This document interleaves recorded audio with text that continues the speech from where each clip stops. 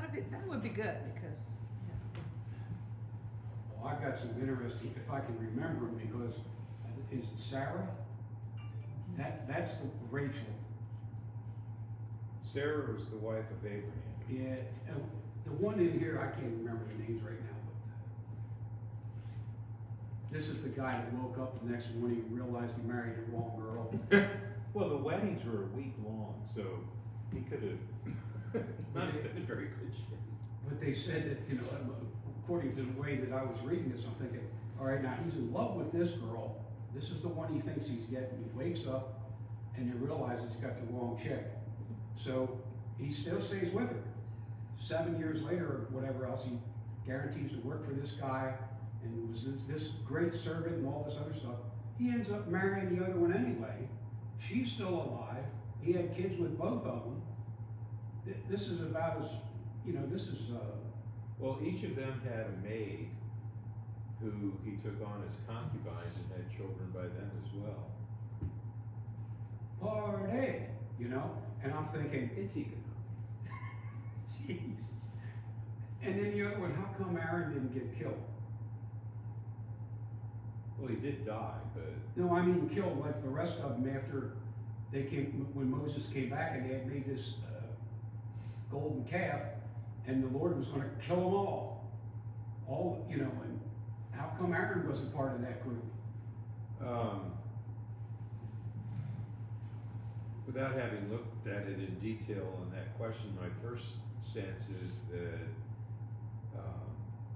he was trying to put that off and finally got worn down, so he was somewhat of a reluctant participant in the golden calf thing as opposed to an instigator. I think if he was an instigator, he probably would have died with the other 23,999. Yeah, and as you keep reading, Aaron, I'm not sure where you're at, but Aaron is a special guy. True. The other one, and I'm going to say that we're not live, are we? Are? Yeah. Well, we try to squeeze this one in politely. You know, if God knows all and everything before the whole shooting match, you know, and where I'm going with this is, how is it that Moses changed his mind? If God has a design in mind and a certain system that he wants to work, why is it that he allowed this to change? When he had the wrath there, he was going to destroy everybody. And Moses basically convinces him not to do this. Is Moses smarter than God? No, but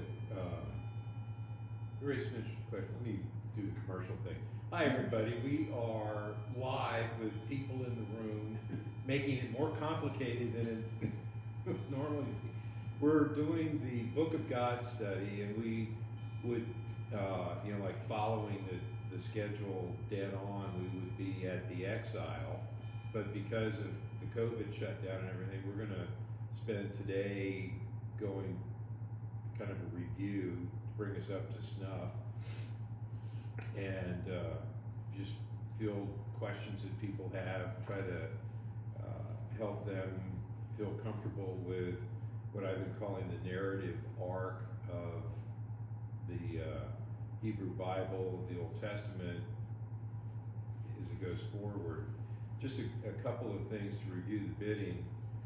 The story begins in Genesis chapter 12 with this voice in the night calling a man named Abram out of his tent and then telling him, I want you to go to a land that I'll show you later, and I'll make a great nation, and so forth. And it begins there.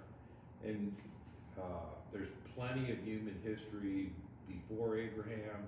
The first 11 chapters of the book of Genesis have selected stories. Just pick one of them. The Tower of Babel, which accounts for the scattering of humanity across the face of the earth in different languages and so forth. It's a story that addresses that. but it's God's intention to take Abram and his wife Sarai and from them create a family that will eventually grow to become a nation. And we have the stories of, we call them the patriarchs, but they're certainly, the women are not any less important.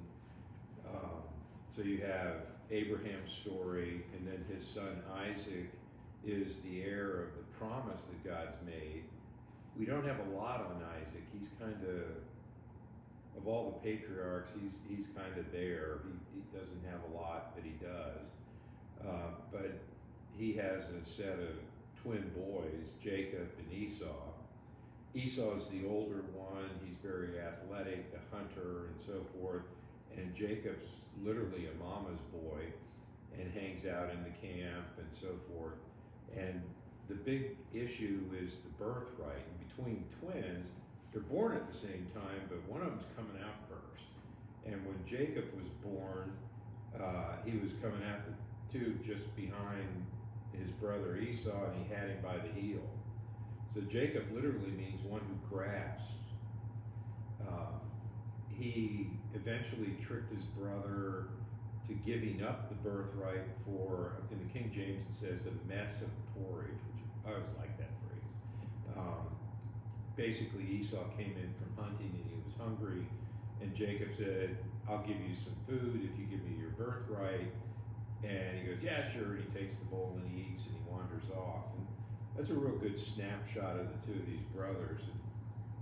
When Isaac is dying, he asks Esau to, go kill an animal and make his favorite stew. And so Esau's gone, and Mom takes Jacob and they put him in his brother's clothes and they put fleece on his arm because Esau's real hairy.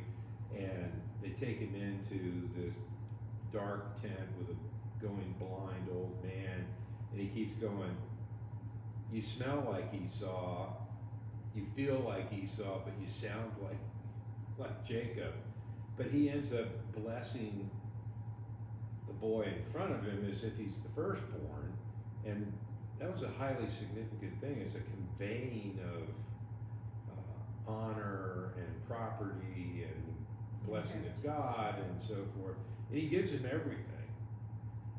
And then Jacob leaves, Esau shows up and realizes what's happened, and you have this great insight into human nature.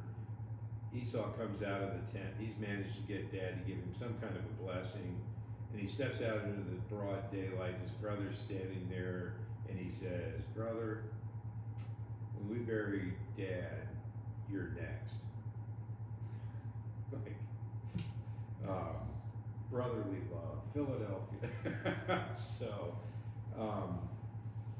Mom decides that she wants to keep her son alive and ships him off to her brother Laban. If you thought Jacob was sneaky, it's a family trait, because her brother Laban bilks his nephew into working for him for 7 years, keeps changing the contract so that he's getting all of the blessing of God on Jacob and so forth. And Jacob wants to marry the younger of two sisters, Rachel, and so he says, if you work for me for 7 years, you can marry my daughter. So the week-long wedding festival, lots of wine flowing and all that kind of stuff, they sneak the other sister in as the bride late at night, and that's where your comment comes from. And everybody's thought about this, and it's like, this is not a healthy family. Laban was right. It was traditional for the older daughter to marry first and so forth. And if you've ever seen Middle Eastern weddings, or say Sephardic Jews or Ashkenazi Jews even, the wedding dresses are unbelievable. Like, the skill of the entire female community poured into the making of this one amazing garment, and veils and so forth. So it would have been very possible for him to assume goodwill, and it's really Rachel because she's the bride. And then in the morning, the sun comes up and there's light and the wine's worn off and so forth. Whoa. Ben Franklin one time said, all cats are great at night. So he goes over and confronts Laban. They have another wedding right away, so he marries Rachel in the following week, and now he's got both sisters and both their maids who are now his concubines, and he ends up having like 10 children between these 4 women. And there's some really interesting things. Chad Burgess did there's a devotional out that he's taking one Hebrew word a day for the year, and he had hate. And the scripture said, when God saw that Leah was hated, he opened her womb. And probably half of the 10 kids are hers. Rachel, on the other hand, had a great deal of difficulty conceiving. She had Joseph, and then several years later, Benjamin, and then she died of complications of childbirth having Benjamin.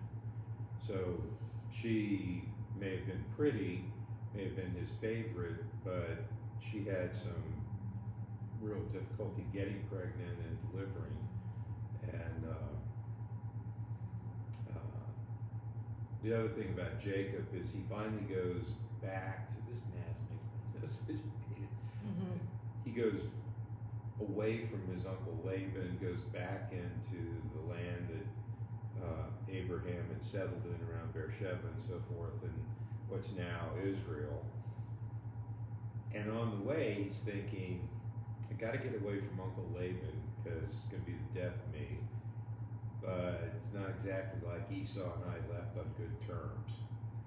So he schemes, and he starts sending presents to Esau, flocks, herds, and he's sending this entourage over the river into the land to encounter his brother. And he's literally the last guy in his party to cross the stream into the land. And he has an encounter, and it's one of these, wow, where does this come from? What does it mean?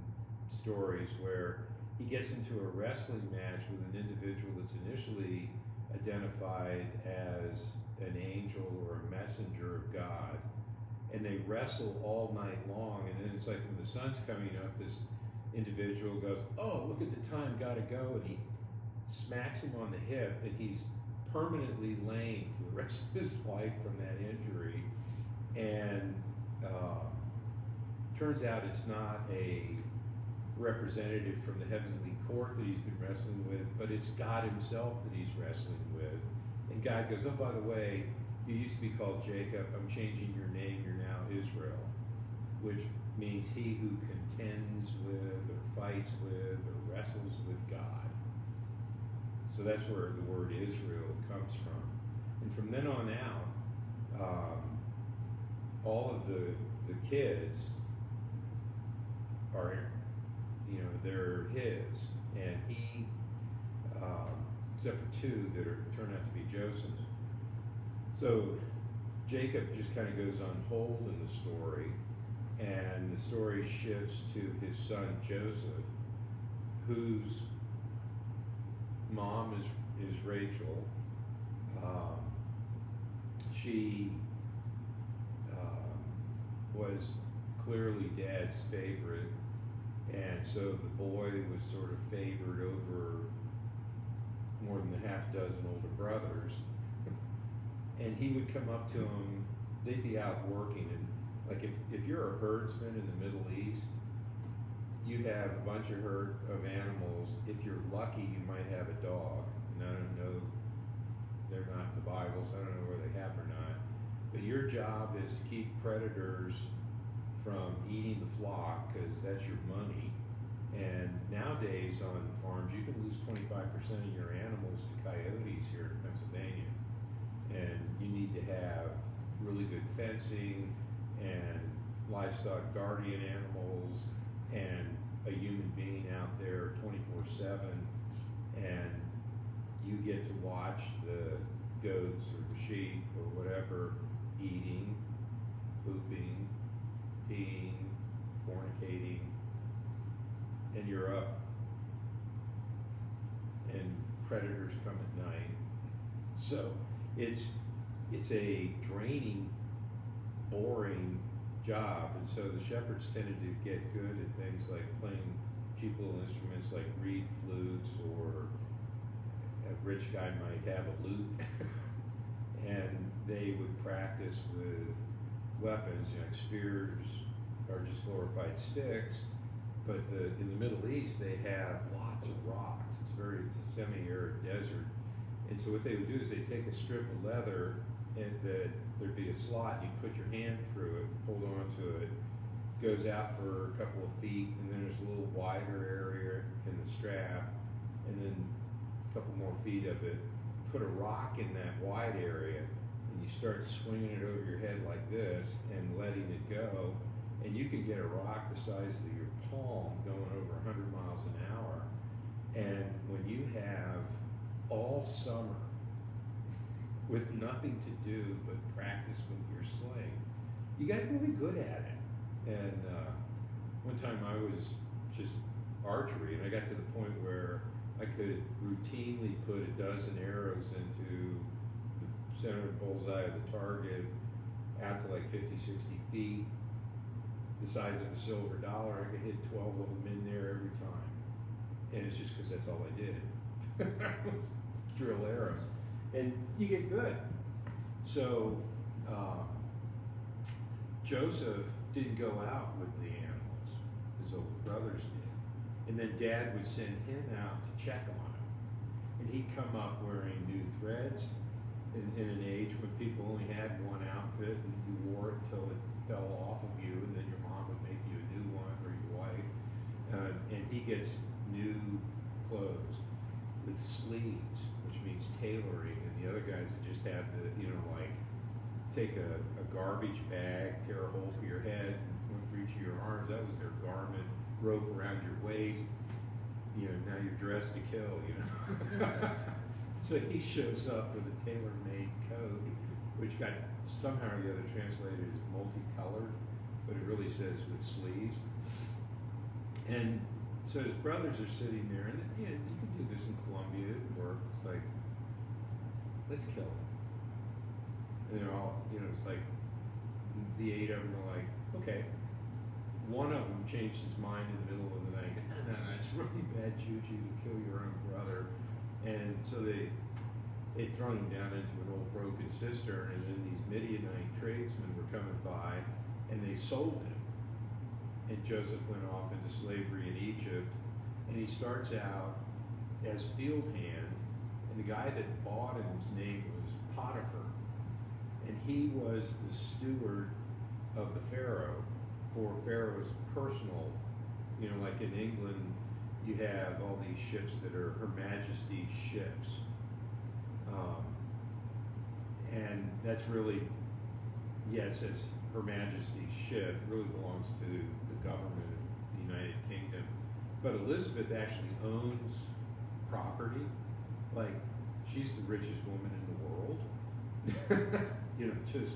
And she has people that work for her as opposed to the crown, which is a part of the government.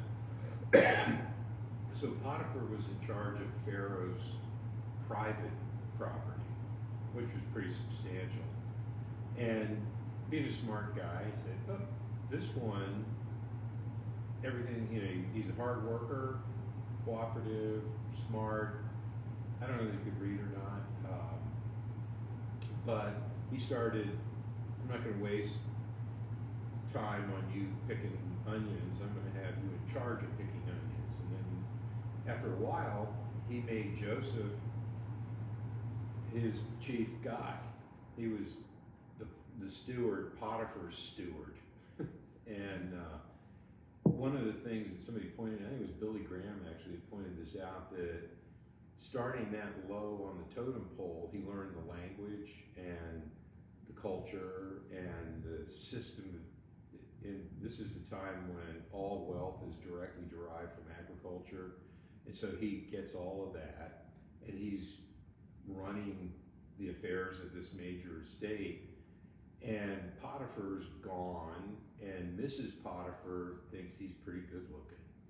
And I have a Israeli friend named Yuval Arad. He's an Israeli paratrooper and probably retired by now, but he thought he was God's gift to women. You know, he was, you know, very wiry, olive skin, brown hair, dark eyes, you know, and real ladies' man. And you know, we were talking about Joseph and Potiphar, and he goes, "Well, of course she wanted him. She'd want me."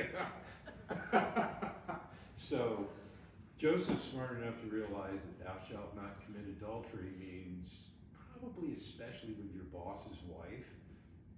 So he refuses, and one time she accosts him inside the house, and he runs off, and she grabs a hold of his mantle and pulls it off. And so she's standing there insulted with some of his clothing. So she starts screaming rape. And everybody rushes in. They arrest Joseph. They throw him in the hoosegow. And this time he's in prison in the dungeon at Pharaoh's. It's Pharaoh's jail. And the same thing happens again. Now he's this prisoner that's probably not going to live very long, since everything was a capital crime in those days. And turns out that his spirit, and he ends up becoming the jailer's steward. And in that environment, everybody's a political prisoner. So Joseph is, by virtue of being in this jail, exposed to the language, the culture, the business affairs, the court intrigue, and all that other kind of stuff. And one day they bring in two guys, the Pharaoh's cupbearer and his baker. And somebody has stolen something that belongs to Pharaoh, and they've fingered these two guys, it's one of them. And they're, of course, protesting their innocence and so forth, and they come to Joseph. They've both had dreams, and so he interprets the dream and says to the baker, "Your dream means you're going to die because you stole the cup, and they're going to find it." And sure enough, they came, and to the baker, the cupbearer is restored to his position, and he literally squeezes the grapes into the chalice that the Pharaoh drinks from. So he has direct access to the king, and says, it's like that whole jail thing, don't want to bring that up. And so goes quiet on it. But in a while, Pharaoh has a dream, and it's a kind of a famous story. I actually heard it listening to a political commentator yesterday when I was driving down the road, and he started telling the story of Joseph interpreting the Pharaoh's dream, and it was something to do with economics is why he brought it up. But Pharaoh dreamed that he had 7 cows come out of the Nile, and they were fat and sleek and like the shiny coat kind of sleek. And then these scrawny, nasty-looking cows come out and eat the first group of cows. And Joseph is called in when nobody else can interpret the dream, and he said, "Well, this is what God showed me.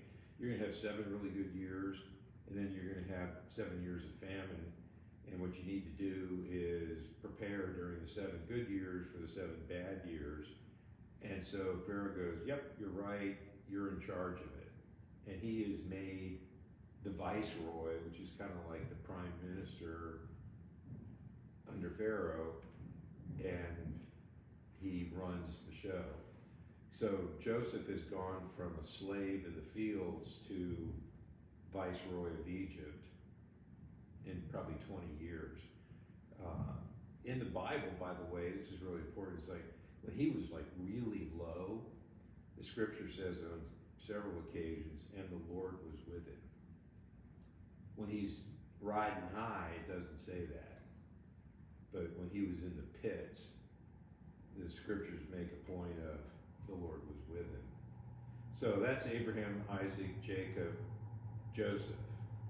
Now what happens, of course, is famine hits, and eventually his family, which is probably 300 miles away up in Beersheba, they start sending people down to Egypt to buy grain. And Joseph recognizes his brothers and plays this game with them where he sets it up to make it look like they ripped him off and they're heading for the border. And so he gets them back down. Eventually he's got the whole family there. And the book of Genesis ends with Israel dies in Egypt, and the brothers are like, we're done for, because Dad's not here to protect us, and we kind of sold him into slavery. So there's this scene, and Joseph says to his brothers, you meant it for evil or harm, God meant it for good. And they're kind of reconciled. So Joseph has been raised up to this position. He not only saves Egypt, but he saves his own family and sets them up in the delta on the east side of the Nile River. It's a territory called Goshen. And that ends the book of Genesis. And that ends the patriarch block. The next book is Exodus, and it starts with great line, there came a Pharaoh who knew not Joseph. So it's a dynastic change. There were several dozen different ruling families over the centuries and millennium in Egypt, and this was a dynastic change. And the people of Israel fell from favor and were reduced to servitude, living in Goshen. So that's Moses coming onto the scene. And Moses is pretty well known, I think. Where Aaron comes in is initially, I think Exodus chapter 3, the burning bush story, I highly recommend that everybody go back through that and do a little old English class drill and say, okay, in these 2 or 3 paragraphs where God is calling Moses and sending him into Egypt, look at the verbs that God uses about himself in that call narrative, about how he is acutely aware of what's going on with his people in Egypt, and how he thinks about it, how he feels about it, what he does about it. If you want to know who the God of the Bible is, it's right there. And that, oh, by the way, is Moses goes, well, if I go down and tell him some God sent me, what's your name? And so God gives Moses his personal name, which is really remarkable. If you think about it with the name, like if I turn and say, Teresa, just knowing your name gives me power to cause you to stop, hesitate, and think, I'm out of here. It's like, but there's a power in knowing the name, being able to call on the name. One of the commandments is, you shall not take the name of the Lord your God in vain. And we tend to think of it as don't cuss, which is fine, don't cuss, but the real sin is to swear by the name and not do what you say you're going to do, or to say you're doing something in the name and not do it. and so forth. So to this day, Jews do not use the name, they say Yashem, which means the name, and everybody in the group knows who you're talking about. So for God to give his name to Moses is a big deal, but those verbs, I know what's going on with my people. I've been watching, I've been listening, and God's response to his people's need is he literally gets up and moves toward them, which is, you know, the Hebrew is a very picture type language. You know, that's very evocative. But what's even more interesting is God's chosen way of solving the problem is to send a man, Moses. Moses whines and complains, so God says, yeah, here's Aaron, your older brother, and you know, you have a speech impediment, he doesn't. You know, he'll do the talking. And when they get back into Goshen, the older sister Miriam, who we met earlier when Moses was born, and they put him in the basket and floated him on the Nile to the princess, Miriam was running down the bank, keeping an eye on the basket to see what happened, and I assume to make sure nothing bad happened. And as soon, you know how babies, when they cry, it's just like perfectly calibrated to put everybody on edge. The baby starts to cry, and Miriam pops in and goes, "Can I get you a nurse, you know, to feed the baby?" And she goes and gets her mom.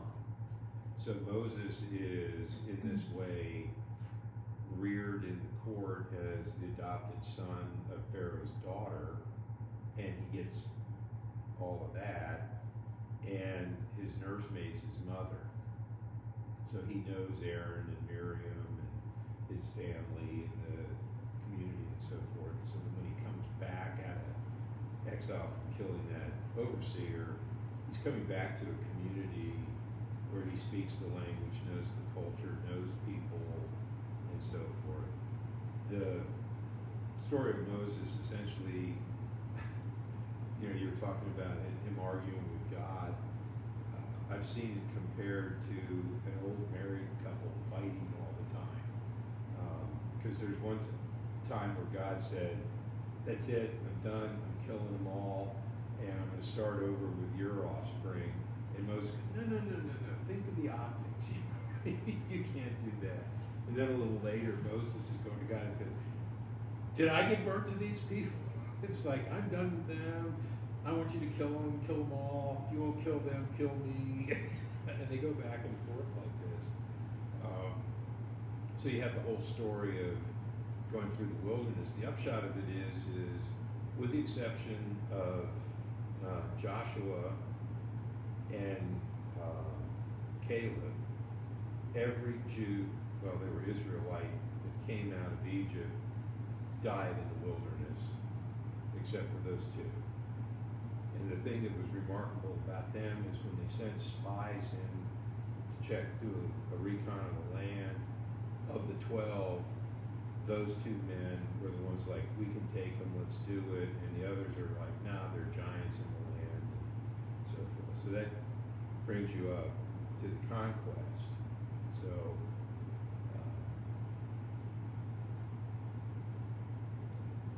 now you're moving into the land, and the Israelite, the developing presence of the Israelites in the land. If you just read some of the highlight stories, you get the impression that it was like this wave of military pouring into the land and slaughtering everybody and taking over. And the archaeological evidence doesn't support that interpretation. It's much more likely that it was some military operation and mostly just an infiltration of people into the high ground, the hill country, sort of the spine through the middle of the country. Israel is, by the way, about the size of New Jersey. Just to, if you're thinking about the scope of the territory, think New Jersey. And, I was born there. What can I say? Yeah, that's one thing that's helpful for me is to have a visual of the size of the area or a map beside me. Yeah. I have this book that has, Now, these The maps. are kind of primitive. they are, but they're, they do help some. So, the positions, you guys can see it in the video. The Sea of Galilee,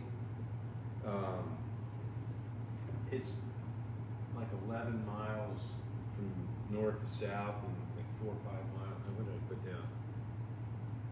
13 miles north to south, 8 miles east to west at its widest spot. So, that is not a sea, that's a lake. It's a decent sized lake.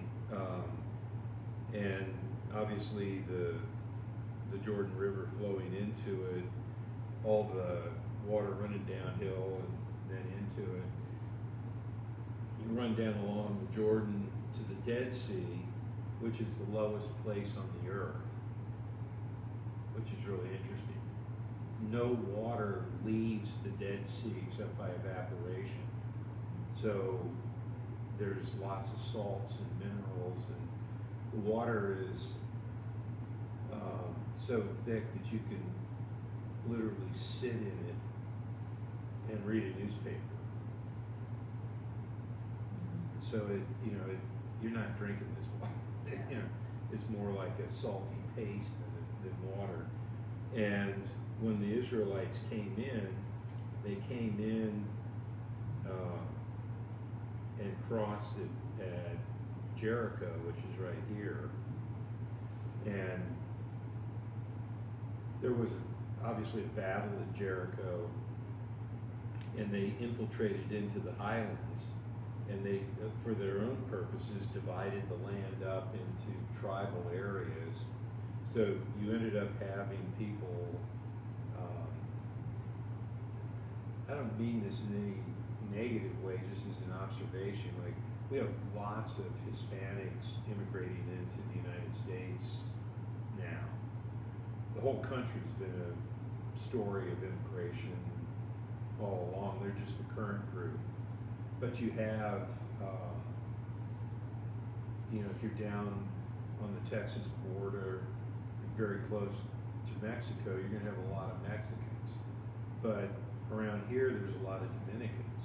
So people from the Dominican Republic and Caribbean coming up through the ports of New York, Philadelphia, Boston, and so forth. They are Hispanic in the sense that they speak Spanish as a native language, but in other cultural ways, they're very different than Mexicans. And so you have the similarities, the skin tone, the hair color is fairly similar, the language is similar, they're overwhelmingly Roman Catholic, and so forth, and yet, Mexicans and Dominicans are very different from one another. In and around New York, you have a lot of Puerto Ricans. Puerto Rico is part of the United States, is a trust territory, and it's everything but a state in name only. They don't have 2 Democratic senators to throw the balance off in the Senate. It's the only reason they're not. But you have another very different culture.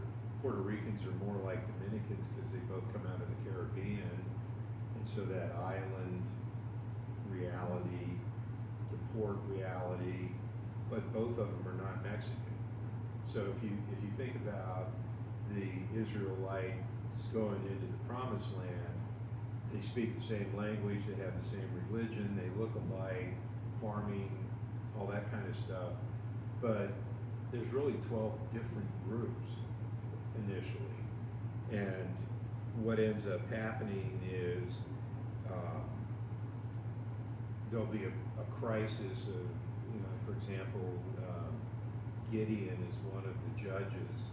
The judge was simply a charismatic military and political leader who came to prominence in a crisis, and then they would, after the crisis was over, they would be kind of, you know, like the strong man slash king for their lifetime, and then it would fade, go away. And in the Bible, we have the books of Joshua talk about the initial infiltration into the land, and then the Judges, you have 12 selected stories about people like Gideon, who there's a crisis, God calls him, he comes to prominence, and for the rest of his life, because he's won this big battle, people turn to him. Like World War II was over, who's the next president?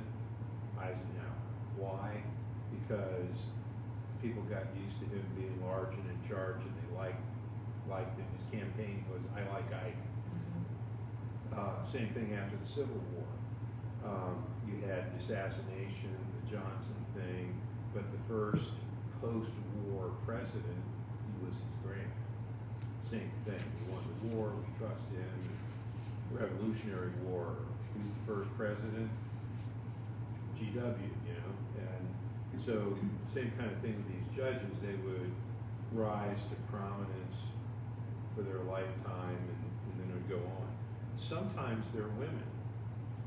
There are 48 judges, male judges, listed in the Old Testament, 7 female ones, which is, you know, we're so used to gender being pretty 50-50. In the ancient world, if you think about it, if you are married off as soon as you're able to bear children, and you go without birth control, pregnancy, and the only thing that gets you out of it is death, women didn't have the leisure time, if you will, to get involved in politics and stuff. They had to be pretty extraordinary. And a woman like Deborah was married, she had kids and stuff, but she seemed to have survived the childbearing ages, and then she became a national figure.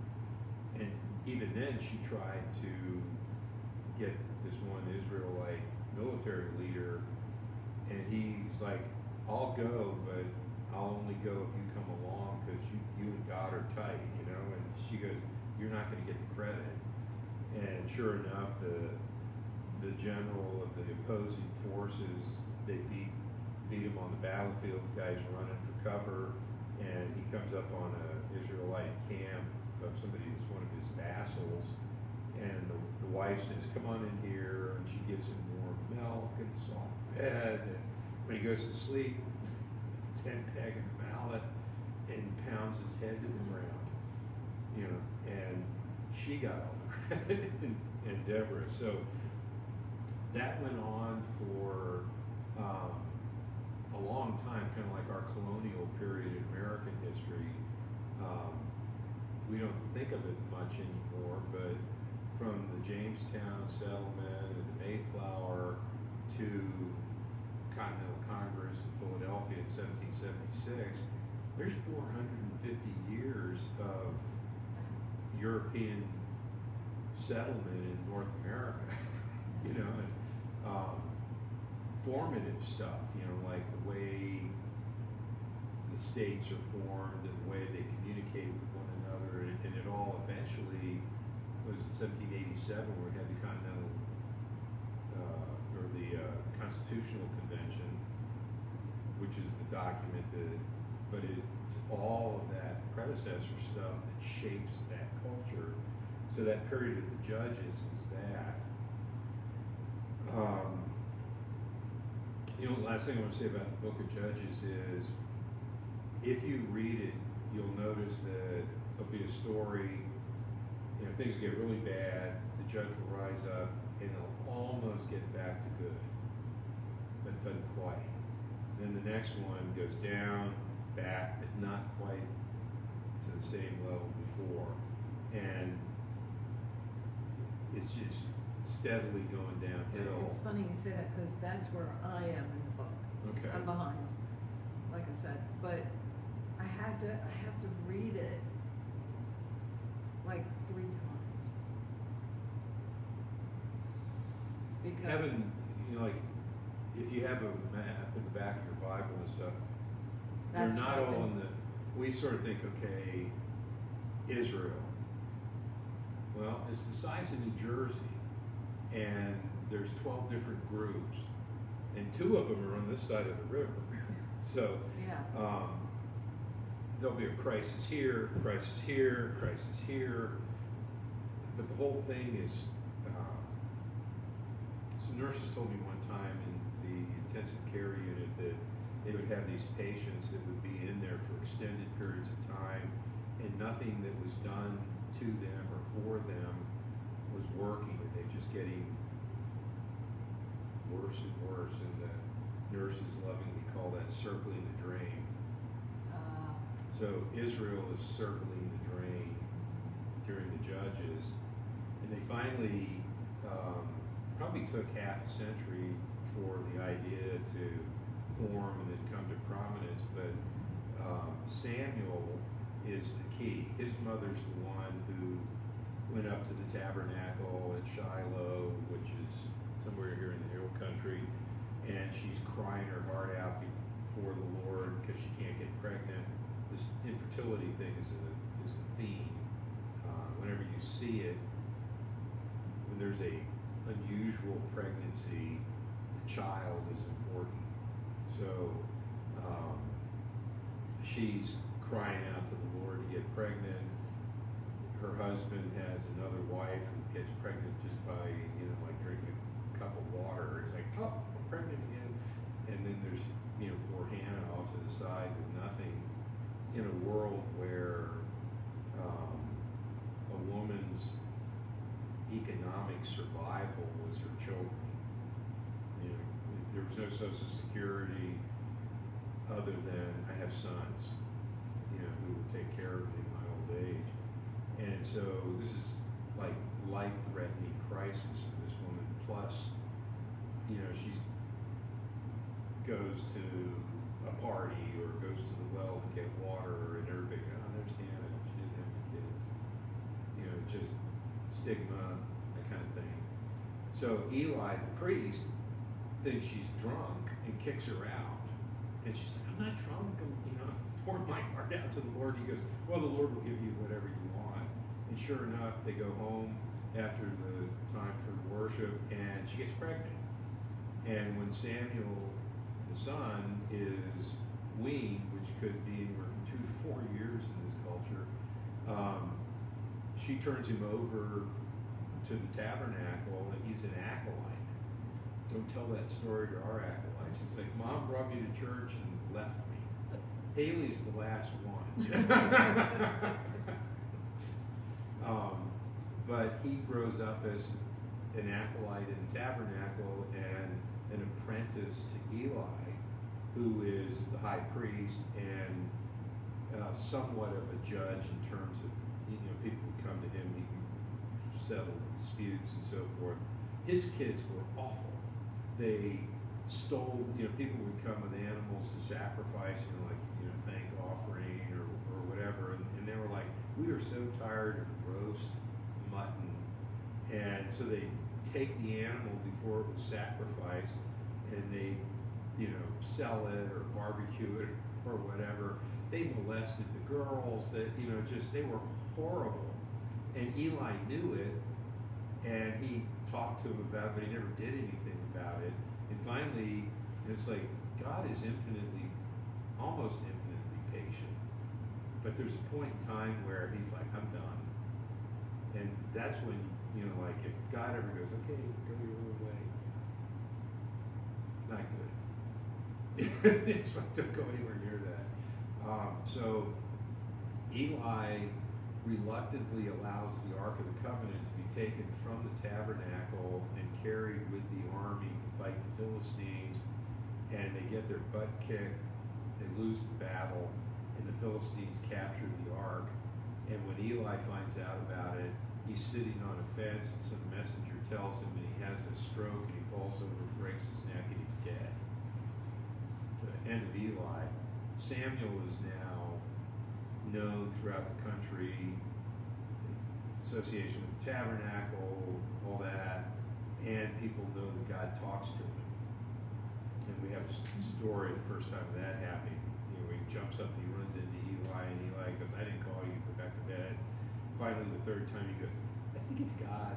Just say, speak, your servant listens." And that began Samuel's career. But it was Samuel who very reluctantly agreed to anoint Saul from the tribe of Benjamin as king. And Saul's an interesting character. He got it into his head that he was going to be an Oriental king, which meant I can do religious stuff. And in the Israelite system, no, you can't. The only people that can do the religious stuff are the tribe of Levi and the direct descendants of Aaron. And God doesn't call you to that by either your birth or otherwise, you don't do it. And so he was told that the time of the Amalekites was over and that he was to attack them and kill every living thing. So he kept all the livestock alive and kept the king alive. And Samuel shows up in the camp and he goes, "What's this bleating that I hear in my ears?" And he ends up killing the king of the Amalekites and then telling Saul, "Your kingdom's taken from you." And then he leaves and dies. But before he dies, he anoints David.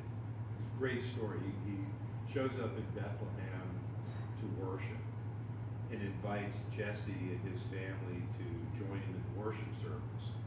And in the middle of it, he tells Jesse, "God's going to anoint one of your sons as king over Israel in place of Saul. How do you say high treason?" So he parades his sons in front of Samuel, and Samuel's looking at him and listening, and the Lord's going, "No, no." I mean, he's got that kind of a chit-chat relationship with the creator of everything that exists. I mean, and everybody knows it. So Samuel is a scary, scary dude. And he turns to Jesse and he goes, "Is this all the sons you have?" There's like 6 of them. And he goes, "No, I got one more. He's out with the sheep." And we don't think it's David's real name because the word means chief. It sounds more like a nickname than a name. So they bring him in, and the scriptures are kind of humorous at this point. It says, men look on outward appearance, and height, and beauty, and strength, and God looks on the heart. Got that? And David was beautiful. Yeah, at all.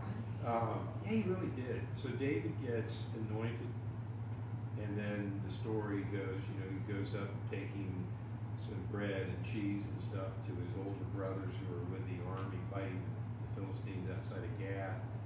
And every evening this one giant comes out and blasphemes God and mocks the courage of the Israelites and so forth. So David comes up to the camp and he's, this pimple-faced boy. He goes, "Why do you allow that?" He's like, "Shut up, go home." Somehow, and I can't think of how you would argue this, all the way to the king agreed that David's going to go out and fight Goliath.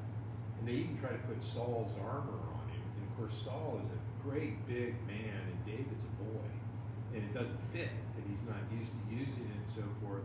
So he chooses to go out just wearing his normal clothes, got his little shepherd's bag, and he's got his sling. Okay, remember the sling? So I've been there to I think it's Elal is the name of the valley, and the Philistines are on one ridge line, and the Israelites are on the other, and there's this little creek that runs down the middle of it. So I went walking down into the bottom of the little valley, and there are these stones that are like smooth, palm size, just great slingshot. And he put 5 of them in his bag, crossed the creek, and he's going up to this fully armored giant of a man. It says that the diameter of his spear was the same size as the shuttles that you use to weave with. Big guy.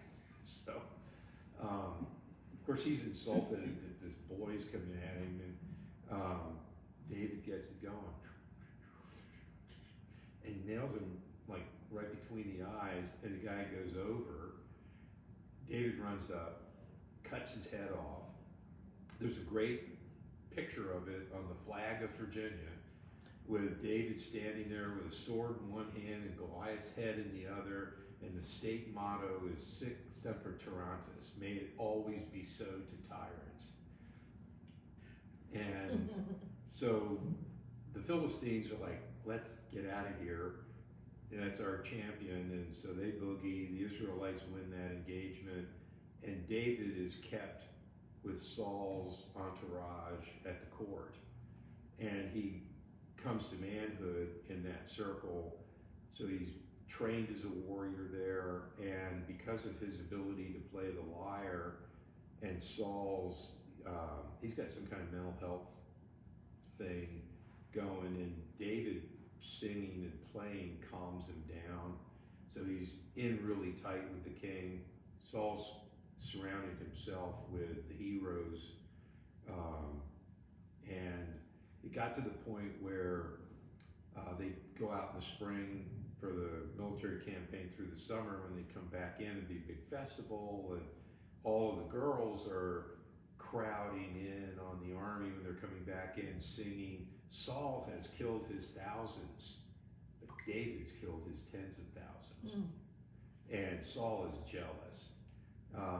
David becomes blood brothers, that covenant that Abraham and God entered into in Genesis 15. They do the same thing between the two of them.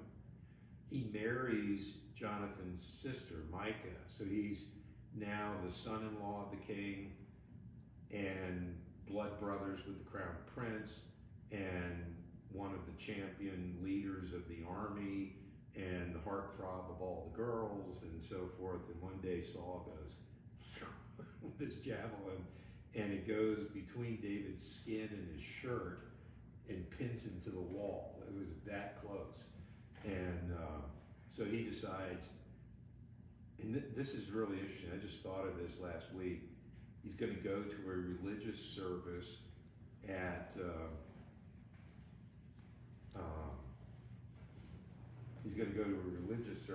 Bethlehem.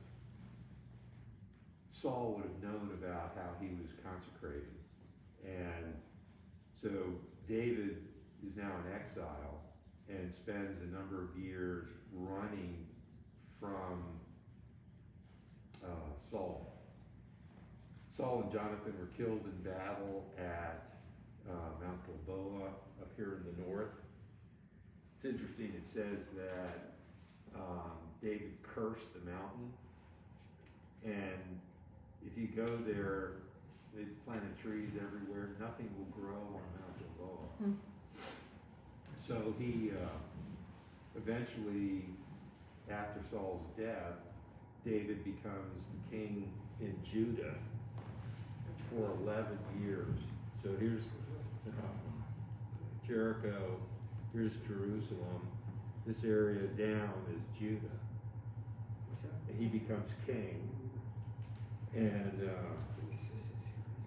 the northern tribes, so the Levites and the tribe of Judah are with David, I think Benjamin, so like the rest of them, like 9 or 10 of them, are now geographically separate.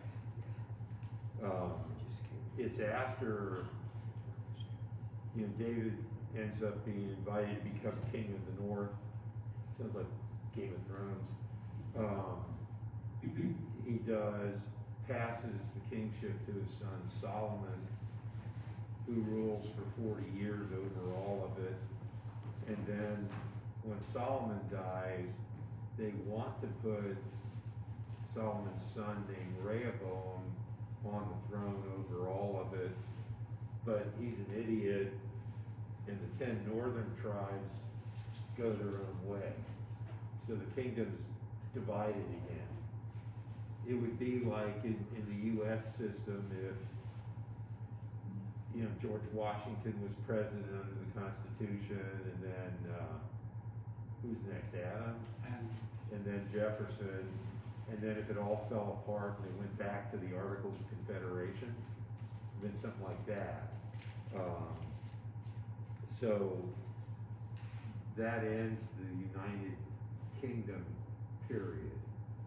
And you have two separate Israelite kingdoms. This one is called Samaria, and that one is called Judah. Fast forward, the superpower in the region, the Assyrians, are conquering, and they wipe out the northern kingdom. Gone. They try to take Jerusalem and fail. They leave. About 150 years later, they finally have been knocked off by the new superpower in the region called Babylon, the Neo-Babylonian Empire. Technically, it started in about 609, and they come down, and in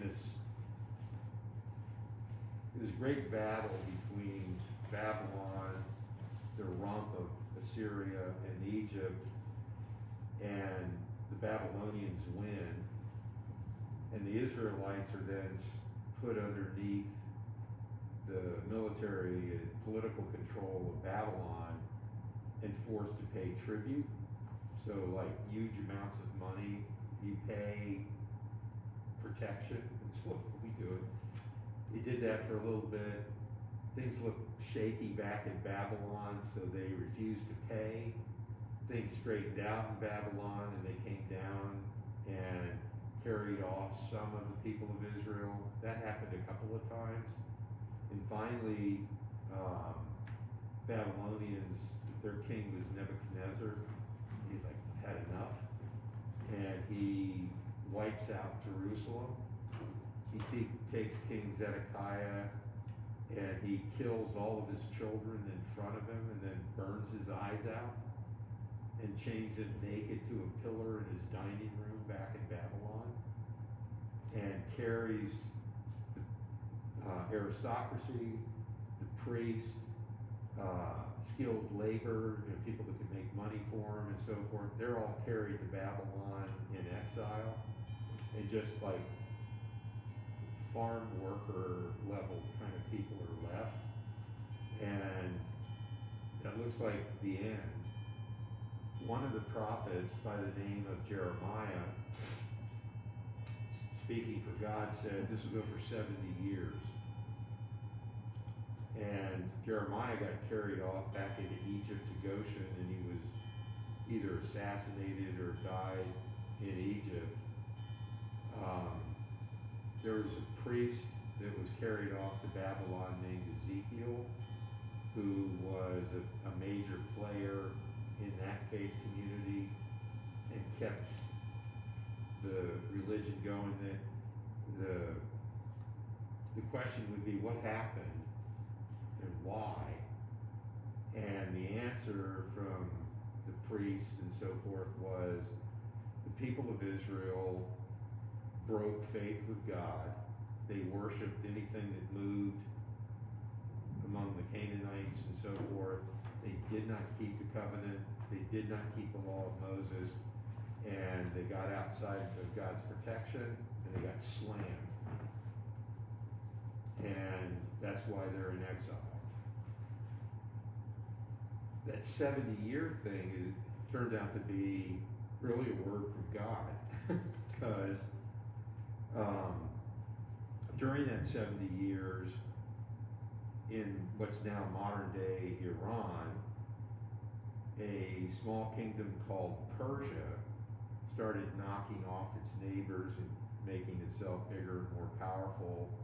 They made an alliance with the kingdom of Media, which is in that same area, and the Persians and the Medes attacked Babylon, and the commanding general was named Cyrus, and they literally took the city in a night.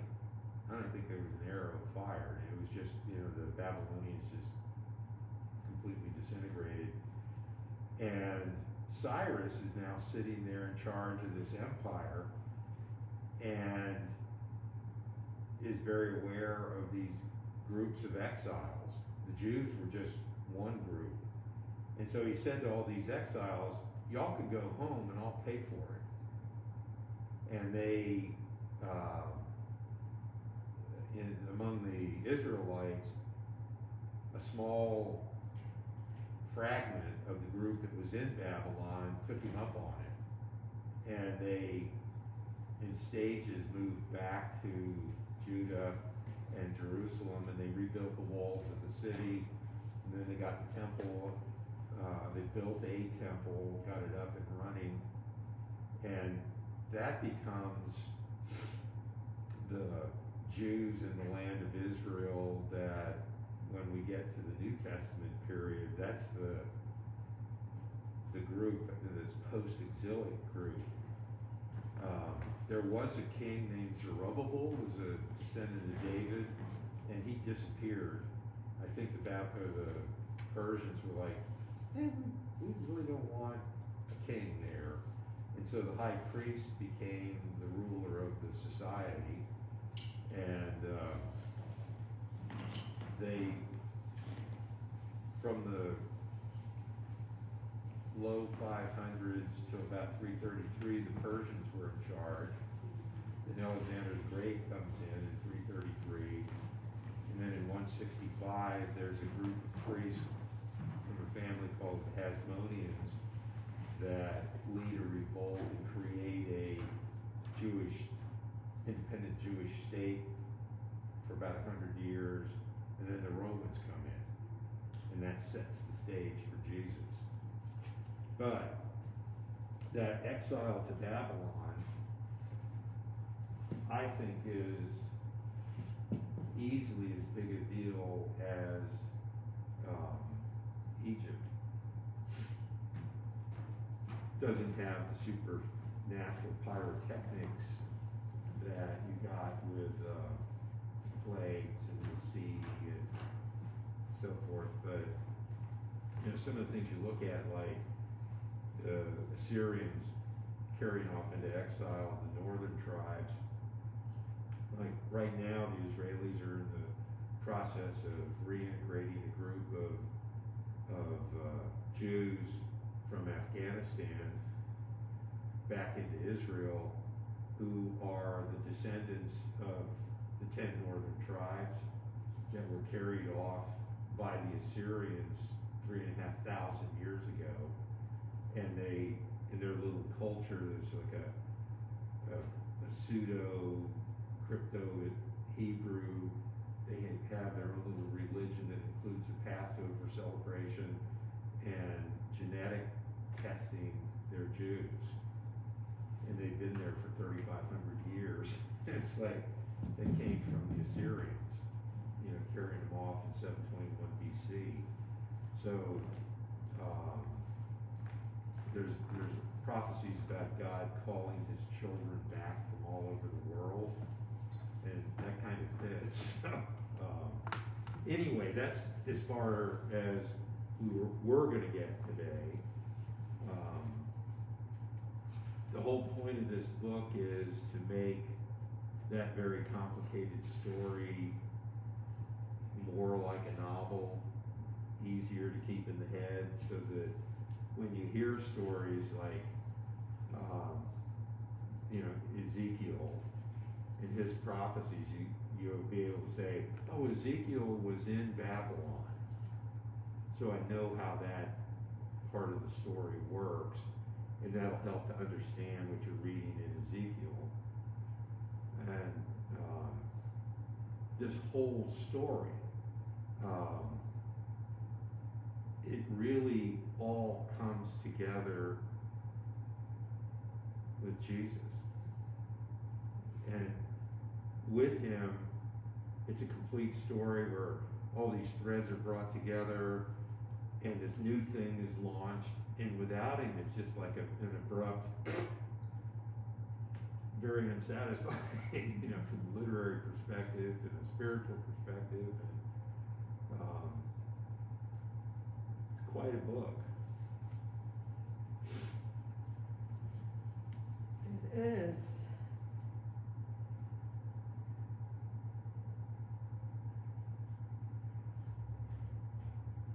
All the names in it make me go, Yeah. like my head spins.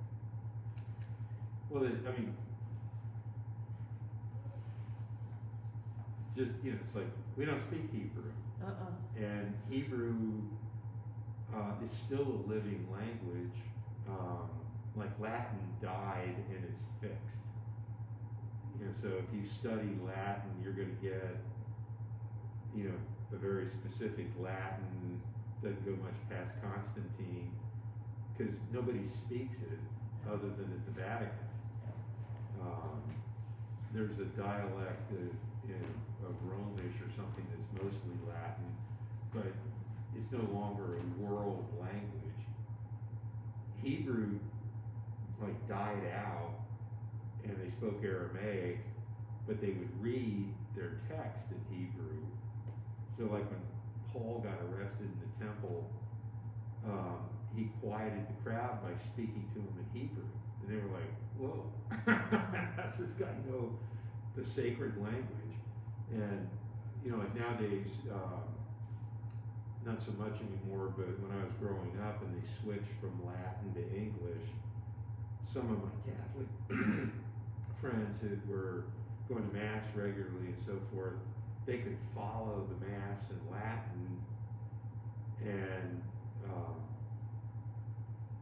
you know, that, so there was a familiarity, but it wasn't like a living language. And then in 1948, they brought Hebrew back, and it went from being rabbis learn Hebrew, the scriptures are in Hebrew, and we translate everything. And a friend of mine named Aaron Michelson is very, very good with languages. Sent his daughter to the Hebrew University in Jerusalem instead of to an American university, and she came back on vacation and started correcting her dad's pronunciation and grammar and stuff, because Hebrew had been restarted and was a living language, and they sing in it, they have movies in it, they, you know, and it, you know, so it's back to being alive and operation. So we should be ready for Let's the get next up one. to the Exile. So I need to read through part 6. Yeah, we were gonna do part 6 today. That's what I thought. Part 6 is pretty thin. So if we get up to part 7, we can review that and then go forward. Part 6, Yeah. Oh, no, letters from Exile. Yeah, I'm sorry. it's all right. You have that off, right? Oh. Bye.